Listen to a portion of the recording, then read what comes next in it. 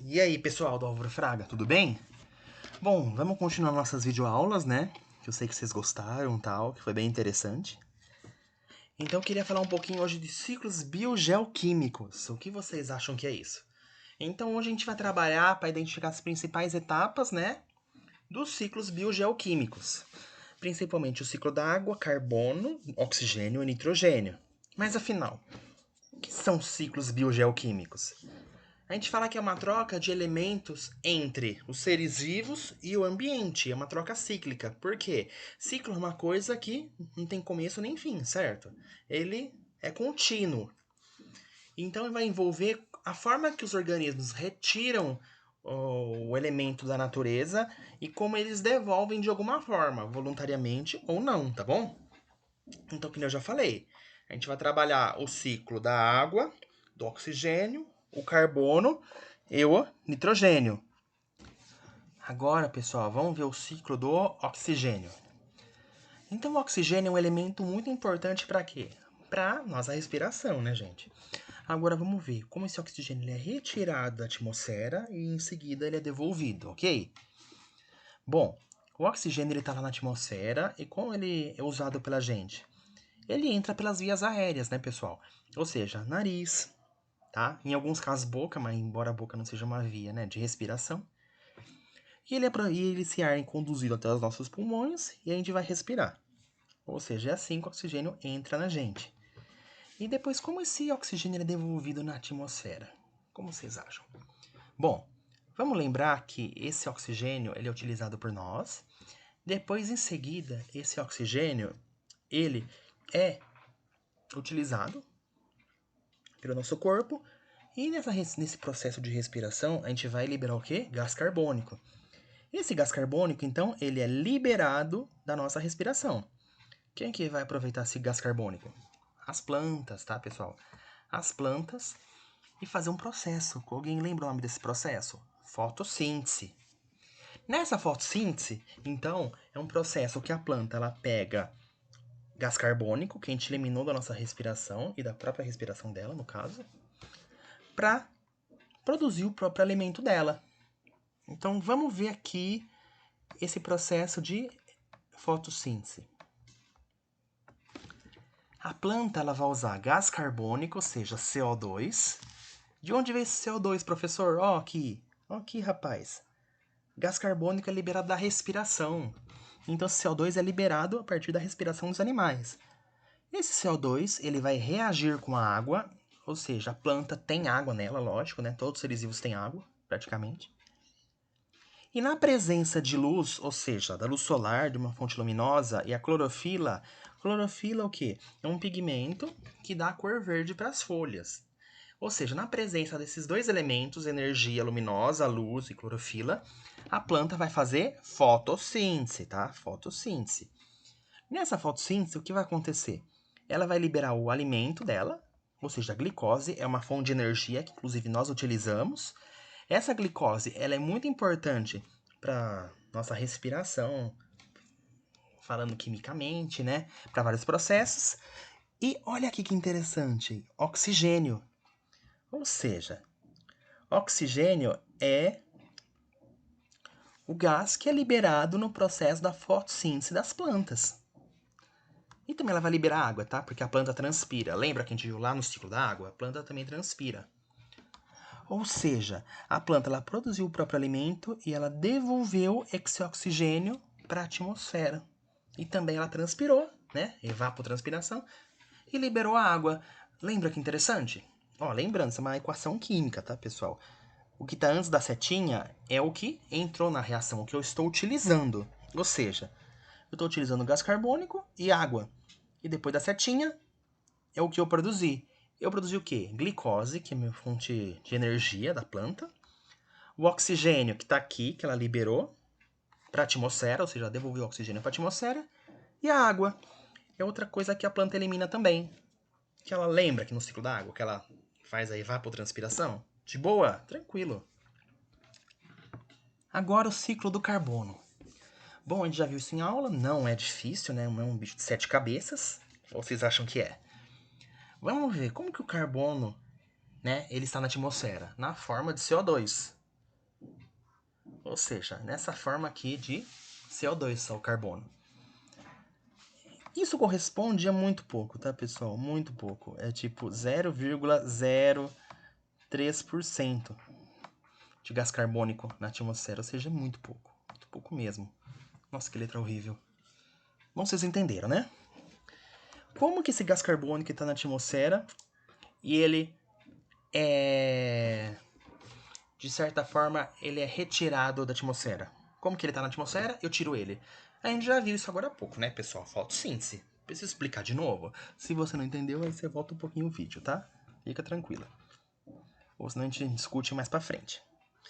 Bom, então esse gás carbônico estava aqui na atmosfera, ele volta, ele é introduzido nos seres vivos a partir da fotossíntese, tá?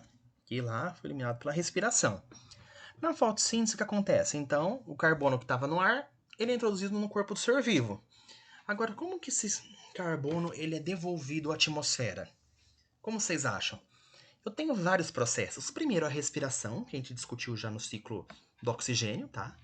Na respiração, entra oxigênio e sai gás carbônico, ou seja, esse gás carbônico ele volta para a atmosfera. Lembra assim da vaquinha que eu fiz? Agora tem uma ovelhinha, né? Tem esse boizinho aqui, esse bichinho aqui morreu. Quando ele morre, ele sofre ação de decompositores, tá? De bactérias e fungos. Que no processo da decomposição, eu vou liberar gás carbônico, metano, vários gases para a atmosfera, beleza? Então, o primeiro processo é a respiração e o segundo é a decomposição. O processo da decomposição devolve carbono para a atmosfera. Agora, vamos ver. Às vezes esses animais morrem tudo e eles ficam lá por um bom tempo. Depois de um tempo, essa matéria orgânica, ela pode transformar numa fonte de combustível, combustíveis fósseis, como petróleo, carvão, mas em milhares, milhões de anos, tá, pessoal? Isso não é de um dia para outro, não. Esse petróleo, ele é utilizado por indústrias. E essas indústrias utilizam esses combustíveis fósseis para a atividade dela mesmo, tá? E a emissão do gás e a emissão dos produtos, né, dos gases da indústria, eu vou devolver muito gás carbônico para a atmosfera. Então pensa, eu estou devolvendo pra caramba gás carbônico para a atmosfera pela atividade da indústria. Lembra também que eu falei uma outra? É a atividade agropecuária, os gases dos ruminantes. Só que aí não seria na forma de gás carbônico, seria na forma de metano. A atividade do próprio ruminante, ou seja, ovelha, boi, né?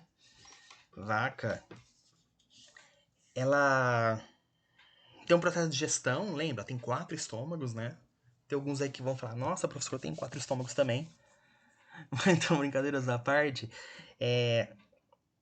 o ruminante, pela atividade do organismo dela, da digestão, ela vai soltar pum, tá? Vai peidar. E esses gases têm metano. E pensa, a agropecuária é uma atividade muito grande, tem muito animais que eles cuidam, né? Pro corte. E a emissão e os gases animais vão eliminar metano, que vão colaborar para a devolução do elemento carbônico para a atmosfera. Será que falta mais algum, gente? Aqui, ó. Vamos pensar. Será que tem mais algum? Se alguém falou queimada, acertou. Não tá aqui na figurinha, mas quando eu promovo queimada, vou queimar algum ambiente, sai fumaça, certo? Essa fumaça é rica em carbono e CO, o monóxido de carbono. Tá? Perdão, tinha visto a setinha aqui. O monóxido de carbono. Que é um gás muito... que a gente não utiliza na respiração, tá? Até pode asfixiar, pode matar no caso. E pode ser tóxico. É tóxico, na verdade. Ou seja, vamos recapitular. Eu tenho uma forma de tirar o carbono da atmosfera. Eu tenho pelo menos 5 formas de devolver ele para a atmosfera. Com qual fenômeno o ciclo carbono está relacionado? Efeito estufa, né, pessoal? Ou seja, a acumulação de carbono, a manutenção de carbono na atmosfera, que é muito importante para reter o calor, tá? O problema é que isso em excesso pode gerar o aquecimento global. Aí já isso é uma outra questão. Agora, pessoal, vamos prestar atenção que agora é o ciclo do nitrogênio. Esse ciclo é difícil, tá? Não é difícil, mas é um pouquinho mais complicado. Vamos prestar atenção? O nitrogênio é uma substância que está presente no nosso corpo de várias formas, tá? Nas proteínas, como foi nosso corpo, no nosso DNA, e em alguns órgãos, tá? Em algumas vitaminas. Ou seja, tem nitrogênio em várias coisas que estão no nosso corpo. Só que o nitrogênio eu encontro mais na atmosfera. Para vocês terem uma noção, no ar, 70% é nitrogênio, tá? Imagina, 70% de nitrogênio é muita coisa. Oxigênio, gente, é só 20%, 23% por aí. E esse nitrogênio que está na atmosfera eu não consigo aproveitar. O nosso corpo não consegue aproveitar esse nitrogênio. Então, eu tenho que ter alguma forma de pegar esse nitrogênio na atmosfera e trazê-lo ao ser vivo. Como que eu posso fazer isso?